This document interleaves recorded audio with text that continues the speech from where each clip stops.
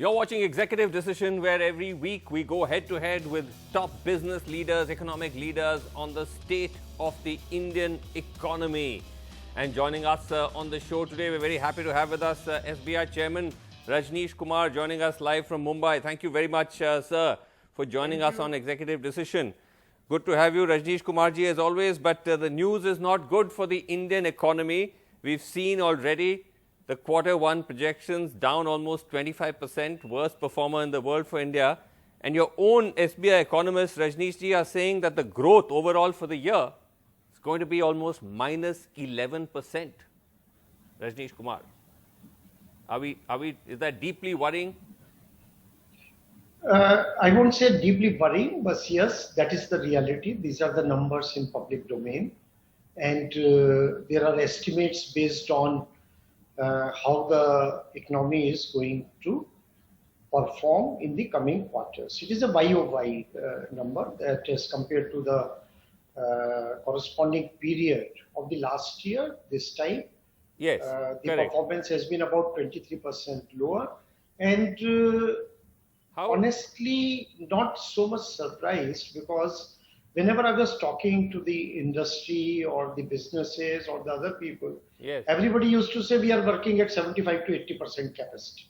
Right. When I talk to people now, after starting from June onwards, the confidence as of now is much better, and the capacity utilizations have also improved. But Rajneesh ji, you're saying that, but if you look at the RBI's own forecast and the RBI's own analysis, they're not seeing any great uptick or turnaround.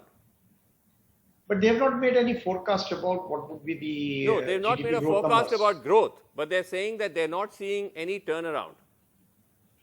No, turnaround, it doesn't happen so suddenly, but if it is June compared to April, May, definitely it was much better. July compared to June was better than June. August, more or less same. And if some of the indicators around, say, GST collections or around other core industries, so situation has started improving. So And are you, it has how, started are you coming not back. worried? No, so you don't seem very worried. Shouldn't we be worried? No, that is individual's nature. So if you're asking me, you are not worried, so you have interviewed me several times and you have interviewed about State Bank's performance. That's so true. all the analysts get worried. And but I have always maintained this position that I am always a diehard optimist. No, you're an optimist. And that is what, no, that is what I have agree with proved you. also. You may be an optimist. I'm not disputing that. And that's good that to have optimists in a time like this. But overall, as a country, as an economy, isn't there cause for serious concern, given the numbers? No. One is that nobody can deny that we need to grow faster.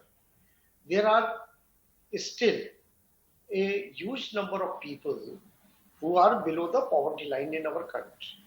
If they have to be pulled above the poverty line, India has to grow faster. But we had a situation, and this situation, of course, entire world is facing. The response of course, every country is different, and so is their economic conditions, Fair as enough. well as their demographics. So I think I understand that it varies from just 1 second. Yes. In a scenario like this, Yes. every country's performance also is you cannot benchmark just like that. So what I'm that's saying true. is that what should give a reason that we should be able to come out of this situation, is there any doubt about it? So one is definitely that how do we take out the fear out of the mind of the people around So the fear virus. is, so if we come to the specifics, because what is the fear? I mean, apart from the fear of the pandemic, the biggest concern is that, is there enough demand? Is there enough business activity that is happening? And the government has announced these big packages to basically try to get lending going, to get banks to lend more and to get businesses to also pick up. But that is not, if you look at the data and you look at the numbers, the concern is that lending is coming down. Even before COVID, we were looking at the data, the RBI data for the lending by commercial banks. That is 13% in January 2019 had already dropped to 8% in January 2020, even before COVID. And it is coming down from 8 to 7 to 6.9 now in July. The last figures we have is 6.9. This is despite all these packages. So what is the concern that you have as a banker? Why are you not able to lend more? No, lending is a function of supply and demand. And in today's situation, I don't think that there are many supply side constraints because most of the banks, and particularly say the private sector banks, they have showed up their capital. Public sector banks, most of us have announced that we will show up our capital. Liquidity, our Reserve Bank has provided ample liquidity. So there's enough cash in the system. There's no shortage of cash. Enough. More than enough cash in the system. And all of us know that a lot of money is sitting in Reserve Bank of India also. So August, why is the lending not happening? If I can share the number, SBI number. Yes. So there is a pickup. There's a pickup in the credit growth. We were growing at 6%. August numbers are at around 7.9%. But this is only one bank I can talk about. I don't have the data about other banks. So capacity utilization in terms of the drawdowns on the working capital, that is better than what it was. In August, there is an improvement. Term loans, we are growing faster than what we were doing or what we had done previous year. So demand, yes, right now is still the demand is subdued. And so you're saying, sir, that lending is down, lending is subdued or is not as much as it should be because not enough companies, not enough businesses are coming to you for borrowing. Is that the issue? Because if you talk to the businesses, and I'm talking particularly of small businesses, they say actually it's very hard to get loans from banks because banks are asking us for all kinds of details and guarantees, which in a difficult time like this, we can't give them. But MSMEs, all the data, they are in public domain. How do you say so? 1,55,000 crore banks have disbursed under the guarantee scheme of the government of India. And within 1 week, State Bank sanctioned more than 7 lakh loans. Within 1 week, without asking, proactively. And that set the trend. And for your information and the information of your viewers, this time it is 55% public sector banks, 45% private sector banks. So just generalization doesn't help. If somebody is not getting the loan, there could be reasons about the credit history, about the viability. But otherwise, even one of the most... Not generalization. I have the data. If you look at bank credit to MSMEs, it has actually fallen from, in January it was 8.1%, by July it dropped to 5.1%. We don't have figures for August. So 8 to 5% it has dropped. But 1,55,000 crore sanctioned and out of which 1,15,000 crore disbursed. So if the outstandings have not improved, what does it indicate? It indicates that even if people have been disbursed and given the money, they have not yet utilized. And again, what does it indicate? That the economic activity, it has not come back fully. You use the money when your activity has come back. So it may also happen. It's not stuck in a chicken and egg situation where banks are saying that we are ready to lend, but economic activity is not picked up.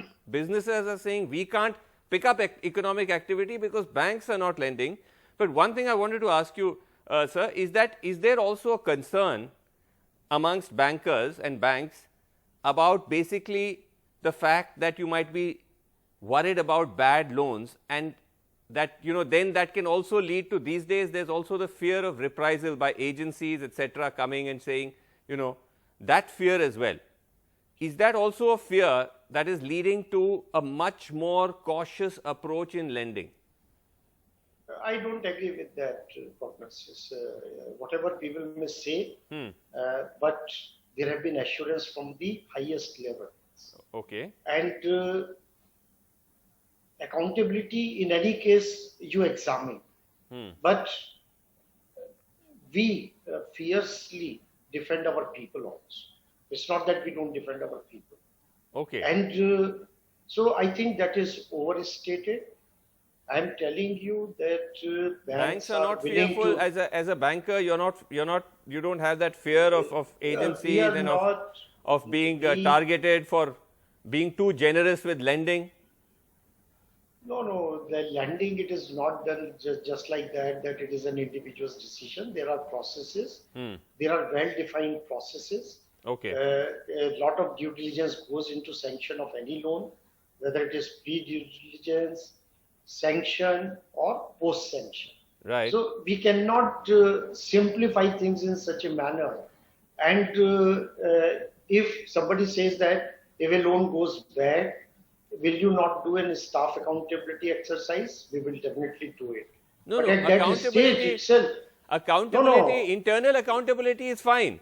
The fear is some bankers tell us this not on camera because there's a worry, but they tell us privately that they are more worried about this constant fear of the agencies, that if one or two loans go bad, and we've seen also some examples of scams or whatever you call it in the past couple of years, then you get targeted. So why would you take a risk? no, no, it is not like that. Otherwise, if it is like that, then if I am having a loan book of 20 lakh crore and which is growing at 8%, so if I am growing at 1 lakh 50,000 crore, Yes. and after all the repayments coming in, Yes. so I don't think that is a very fair assessment of the situation. Okay, then in that case, because one thing we were saying is that you're saying banks are very flush, and RBI is actually trying to encourage banks to lend more by lowering what is called the interest rate that the RBI pays to banks. But if you see the funds parked with RBI, just look at this. So what a huge jump. In January of this year, 2.3 lakh crores was parked with the RBI, bank money. That has now gone to 7 lakh crores. It's more than doubled, tripled. So what does it indicate? It just indicates that there is more than enough liquidity in the system which has not been absorbed. And again, it doesn't indicate that banks are reluctant to lend. It doesn't Not at indicate all. banks are being very overly cautious or too not at too all. strict. Let me explain you by my own example. The State Bank of India. In 6 months, my growth is 4.5 lakh crore in deposits. I have not seen such a growth in my entire chairmanship or even before that. The Right? 6 months of the pandemic, 6 months of this past 6 months of the pandemic. Yes, the pandemic started in March, but this is a growth starting from, yeah, you can say pandemic period. I'm talking about YOY growth, means again August 20 over August 19. Right. It is 4.5 lakh crore, and 4.5 within this year lakh crores of deposits. in deposits, and from April YTD, what we call year to date, that is also nearly 2 lakh crore. Okay. So this kind of money, if I deploy this kind of money within such a short period, I can't do it. So I have deployed 2.5 lakh crore out of that. So still 2 lakh crore will either go into securities, government securities, or will sit in RBI. RBI. And so what I'm saying is that, Okay. and So you're I am saying- very happy. No, you're I'm saying that the happy. deposits, the reason why so much cash is parked with either the RBI or buying government bonds is not because you're being somewhat, very too Yeah, tough on lending. absolutely. It's because your deposits, you're getting so many deposits that's the So issue. that is the liquidity. Okay. If RBI wants, they can flush out this liquidity very easily. Okay, So the other what, issue- just a minute, Srinivasan, because this is a very important question. Yes. And I keep on hearing from many people who are otherwise well educated. The money which is parked in Reserve Bank of India, it does not denote or cannot be related. There is no direct correlation between risk aversion. There is a direct correlation with the excess liquidity in the system which is waiting to be deployed. Okay. But deposits come overnight. You deposit the money because you can take risk on State Bank of India. Okay. But when I give the money, there is a time lag.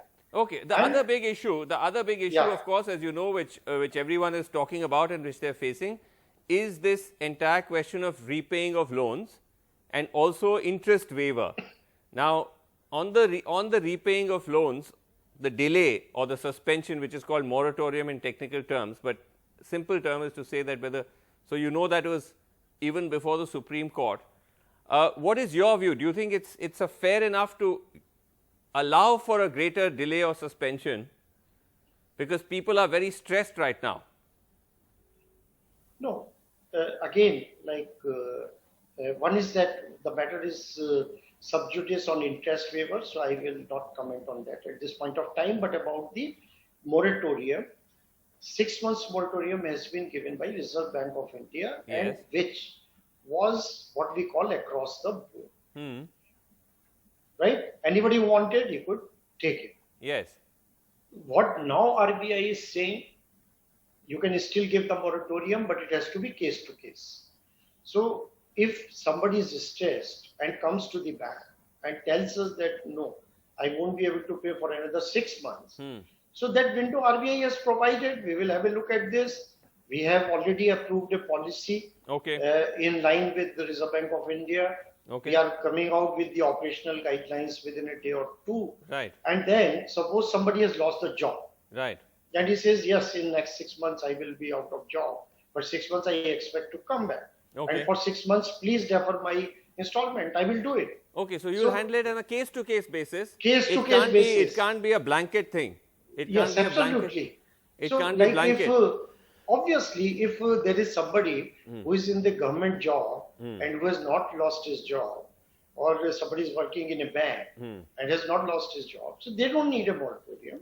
But On somebody whose income has fair enough. On the interest, on the fact that people are also asking for interest waivers, I know that that's before the courts, but I'm just saying as a bank, even if, for example, the government agrees to the waiving of interest, the assumption would be that the government then foots the bill for that, right? As a bank, it shouldn't at least hit you. The hit is absorbed by the government. So as a bank, you're not in any way out of pocket. My understanding so far of the proceedings are that the petitioners are asking for relief under the National Disaster Management Act.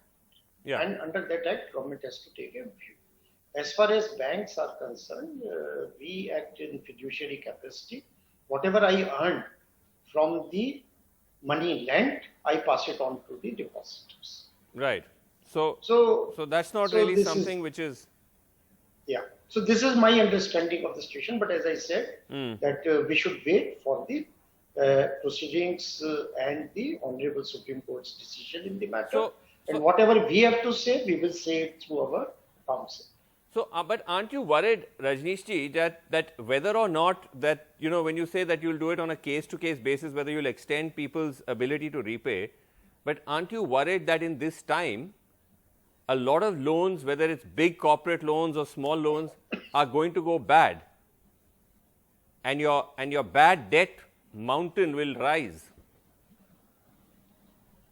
Again, there are a lot of estimates going around, and currently, the stress which I see again in State Bank's book, because this can vary from bank to bank, depending upon their composition of the portfolio, right, and their underwriting practices and their collection machinery's efficiency. Okay. Bank to bank, it may differ. As of now, we don't have many requests for restructuring from the corporate side, and there is a reason behind it, because in the last 3 years, a lot of cleanup has happened, and even under the 7 June resolution framework of RBI, a lot of accounts have been tackled as far as the corporate book is concerned. No, but whatever in this period of the lockdown, in the past 7-8 months, have you seen an increase of bad loans? Has there been any increase? No, we are in the standstill period, but again, the number which we gave as on 30th June in our disclosures, we have declared that standstill is available. Okay. So these accounts, we are not declaring it as NPA, but if a standstill was not there, then they would come under the category of NPA. And that number is not way out of what was our performance prior to I see. Okay. COVID. That's reassuring to know. But as we start to wrap up the interview, you've had a long and very eventful innings. You've been chairman through some very turbulent economic ups and downs. I want to end by asking you, what would you, looking back, describe as one high and one low that you experienced as chairman? So let's end on the positive, good note. So you first tell me, what was a low point for you, the biggest challenge, stress that you faced in these past 3 years? What would that be? No, as far as the challenges are concerned, I think this period, as you mentioned, that it was full of challenges. But if you were to identify one, where you said, I would have been very happy that the effort which banks and including I myself put in revival of Jet Airways, I would have been very happy if it was flying, and that is something I could not succeed. And if Jet Airways, yes. Yes. And if you ask me that what is the high point, I would say that within such a short time, and State Bank of India, with the help of the government, the regulators, other partners, Yes Bank, we have been able to put on track. Right. And nobody would have believed that when bank stepped in and the revival of Yes Bank, whether that could happen, and it has become some sort of a case study that within such a short period, you managed to turn it around. Okay. So I won't say that I managed to turn it around. No, when I say you, I meant all of you. But I think that's a good comparison. I think not being able to get Jet back in the air again, that I guess was something which you probably felt was wish that it wouldn't have happened. But you managed to turn Yes Bank around. A lot of people had doubts about that, by the way, whether it could be turned around. No, everybody was shouting taxpayers' money, taxpayers' money. So I'm happy to share that taxpayers' money is intact and is growing. Okay. Well, those are certainly two things that you can ever put in your book if you ever were to get around to writing your memoirs. That will be very interesting to get the behind-the-scenes story of that. But Rajesh Kumar, what a pleasure to talk to you as always. Thank you so much for joining us on Executive Decision. Thanks very much indeed. Thank you. Thanks.